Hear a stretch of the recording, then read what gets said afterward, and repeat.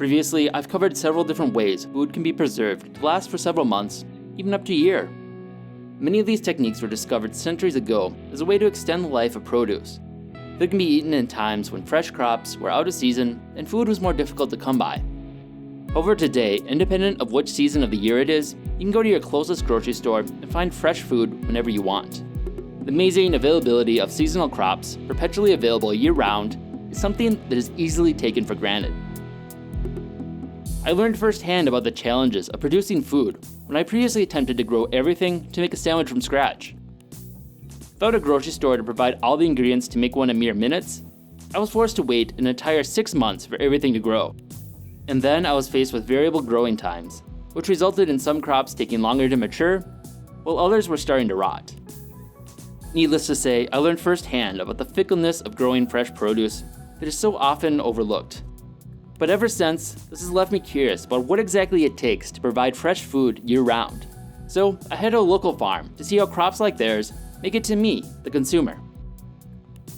My name is Jack Hedin, and I'm the owner and farmer at Featherstone Farm. We manage just over 200 acres of land. Of that 200, about 130 acres are vegetable crops. We grow pretty much any type of vegetable that can be grown in Minnesota. Everything from asparagus in the spring of the year through carrots in the late fall we harvest. We do a lot of fresh market stuff, that picked one day, shipped the next. We also do storage crops where we harvest cabbage in the month of October, store them in the coolers, and then take them out, wash, pack, ship, little by little, all through the winter months, right through March. So to have crops available year-round at the grocery store, what does that involve for you? To have an 8 or 10 week supply of broccoli, September and October, we need to put out 6 or 8 plantings of broccoli, 2 acres at a time, and they need to be very carefully sequenced in a timing so that they are planted, mature, and are harvested in a sequence that allows us to provide a steady supply to a store or a customer of some sort. We have about 50 people working at the farm, a horticulture team of 6 people that are specifically tasked with this very thing of keeping all these balls in the air. What is different about your farm versus most other farms? What we're doing here is in fresh market vegetables. What's really different about it is the volatility of the crops. Things that grow very quickly and have a very short, narrow harvest window. So we have to be very responsive, quick on our feet to plant on the schedule, maintain things right in time and sequence, and then harvest within a narrow window. We don't have nearly the flexibility that our neighbors growing corn and beans have. What Jack explained to me that was most surprising was that a farm like his is actually a bit rare in Minnesota. Despite being in the breadbasket of America, most fresh market vegetables like his are actually typically grown out west in more arid California. Here are those wild swings and wet spells and dry periods and warm nights versus a week later when it's freezing at night.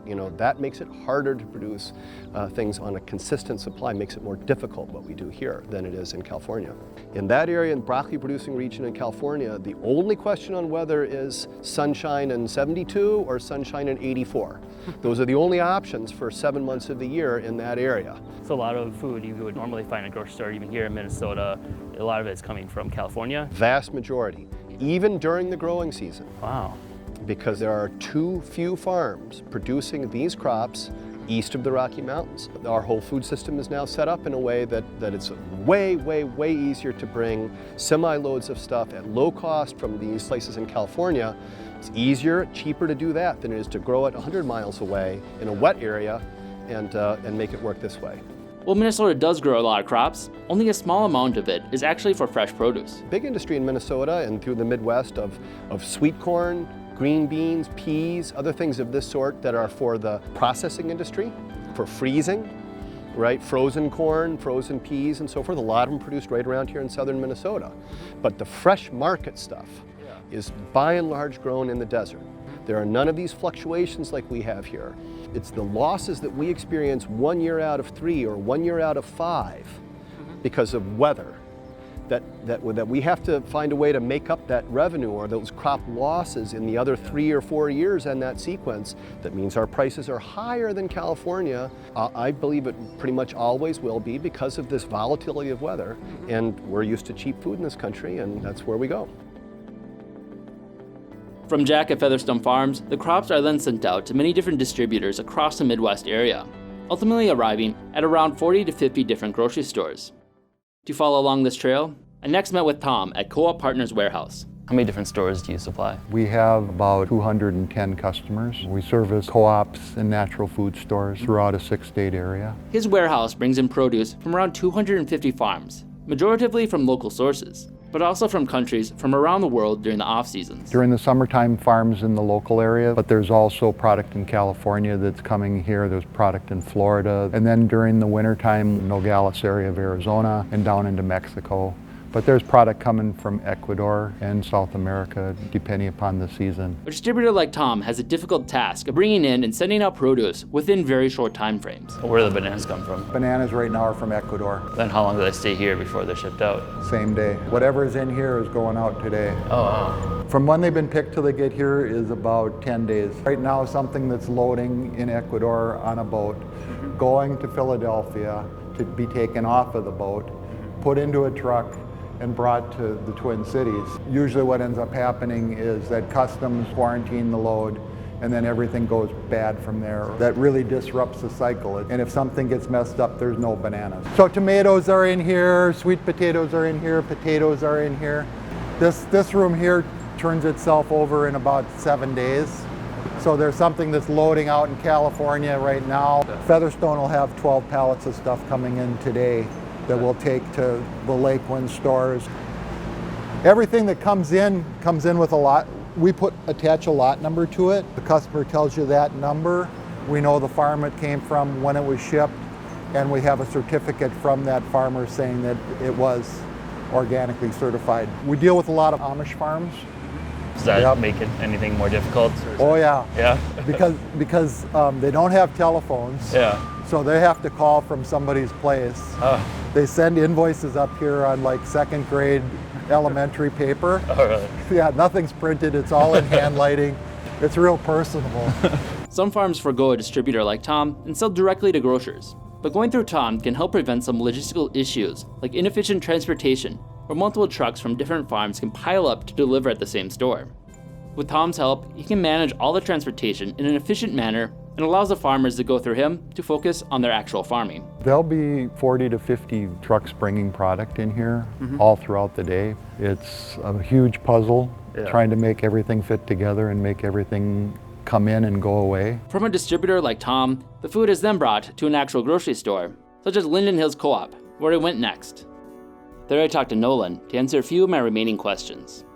So when it comes to produce, you're basically fighting time. How long do they generally last, and what are the windows for that? Everything's different. There's no particular one time frame, even for a particular vegetable. You'll notice in the winter that things aren't quite as ripe as they seem to be in the summer, and that's because a lot of times they're picked less ripe just so they can withstand shipping and things like that. And there are certain times when we can kind of cheat time a little bit. For instance, greens, lettuces, celery, stuff like that. We can actually soak them, give them a little bit more of a boost. But the general rule, is just if you wouldn't want to buy it, then we wouldn't want to sell it. So since we're in Minnesota, there's obviously a very limited growing season. Is there like a certain range of the year where like a lot of this stuff is? We're lucky enough to have technology to kind of advance things like hoop housing and greenhouses and stuff like that. But if we're talking about just outdoor, in the beginning, it's kind of some of those smaller things, a little easier to grow, faster to grow. And then as you get through the summer, it'll be kind of those bigger products that take a little longer. Example, like peas and beans in the beginning, and then moving on to things like zucchini and leaf lettuce, and then kales, and then, all the way to like tomatoes, pumpkins, squash, and stuff like that towards the end of the year. What are all the steps that most consumers don't see of getting it here?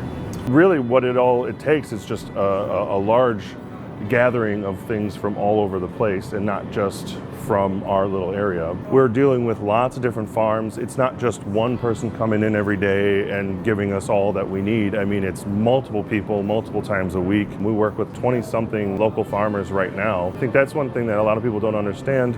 When they don't see something on the shelf, it isn't necessarily because it's not available, it's just because there's so much intricate little timing things go into it, and everything's not always available every minute of the day. With local things, the advantage there is that we can get products that are picked in peak situation. We can get tomatoes that are picked when they're ready to eat, instead of having tomatoes from Mexico, which are usually picked a little bit less ripe so that they can span the time of distribution. We have to have them picked a little unripe and then shipped and then come to the store. So it can be, a week, 5 days or so before we see the product.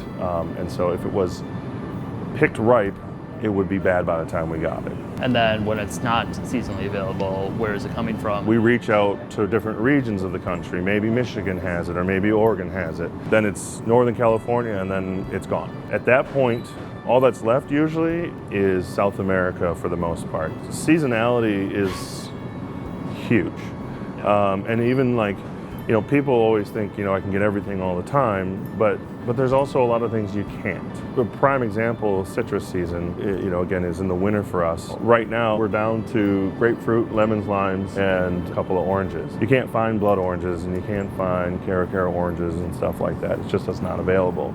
Yeah. So a lot of things in general, like the citrus category, things still exist, but a wide range is not necessarily available. Other items that are picked in the fall and then stored throughout the year? All roots pretty much are storage crops through the winter. Carrots, beets, turnips, rutabagas, potatoes. We're fortunate enough to have broccoli, Brussels sprouts that we can get from local farmers well into November. And then big one that we get extended as well is cabbages. Cabbages do really well in the cold weather here. There's no issue. And then when it's stored, is it refrigerated? Most of it's refrigerated, but then there's certain things that don't need to be refrigerated. Most items that we have that are meant to be refrigerated, I think they try to get them into cold as soon as possible. There are some things that we don't want refrigerated. For instance, like tomatoes.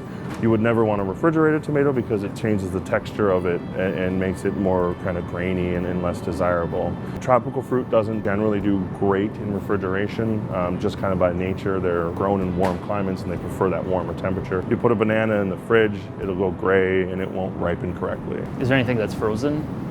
We do not deal with frozen stuff in our department, unless it's an accident. Is any of the produce sanitized or covered with any wax or anything? Apples, a lot of times we'll get a wash in a beeswax. It's very, very thin, for organic apples and things like that. Sometimes some things come in with a wax. A lot of things do get washed. For instance, all our salads, they say that they're triple washed and things like that. So when I look around the store, it's like most grocery stores where it's well stocked and there's produce everywhere. With what you see right now, how long will this stuff last before it needs to be replaced? I would say, on average, most stuff won't sit in here for more than a week, but most of the things that are a little bit more fresh, like for instance bananas, those bananas will be gone today and we'll have a whole new set of bananas tomorrow. These salads will get turned over every single day. I would say average is about 2 to 3 days. Thanks to Jack, Tom, and Nolan, I was able to get a glimpse at the complex intricacies that go into providing us with a constant supply of fresh food, with unique solutions custom tailored to each specific produce. From extended growing seasons with greenhouses,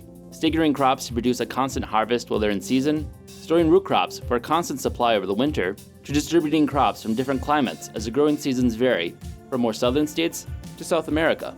This complex web of distribution makes this all possible, so that you can go to the grocery store and buy fresh food any time of the year. And yet, so often, after all this labor of getting the food to you, half of it in the US ends up in the trash. There ends up being waste at every step of bringing the food to you, but everyone I talked to along the way was trying to minimize and reuse it in any way possible. Do you have a rough idea how much goes to waste at this stage? In the field and farm stage, I would think it's a relatively small percentage. There's an amount that goes unharvested. We may not have a demand for it at that time, or conditions are not optimal, and so things spoil in the field before we can pick them. But that I don't consider waste in the sense that we do take and chopping and reincorporating that material so the organic matter goes back into feeding soil, so it's not as big a loss that way. There's always a little bit of food waste. What we do with the off product is we compost, and then we work with 3 food shelves so that it gets donated. It's less than 1% of our inventory. So you're kind of fighting the fact that you have all this produce and it's on the verge of going bad, and then your consumers only want the fresh stuff. How much ends up going to waste? Anywhere between 5 and 10% of the department probably is an average. What do you do with produce that is not the freshest, but it still is safe to eat? We have food shelf that picks up twice a week, and basically anything that is usable still, they come and grab it. But one of the largest points of waste is with us, the consumers. Nolan offered a few suggestions to consider the next time you go shopping. Make a list, stick to it, plan meals, buy less more often. Yeah. You know, don't buy 2 weeks worth of food when you're buying fresh food. It's just not going to last. I'm guilty as well. I sometimes buy too much and not even realize it, but I think if you stick to kind of a plan, it helps cut down on some of that random purchasing that you don't really use all of the stuff for. Another side of that is there's a lot of times when people see things in the department and they buy, a whole head of cabbage. We can cut them in half if you don't need the whole thing, and different things like that. People can always ask, can I get this split or cut in half, or can I take less? We're more than willing to do that with most things that we have. If you enjoyed this video, be sure to subscribe and check out other content we have covering a wide variety of topics. Also, if you've enjoyed these series, consider supporting us on Patreon. We are largely a fan-funded channel and depend on the support of our viewers in order to keep our series going. Thanks for watching.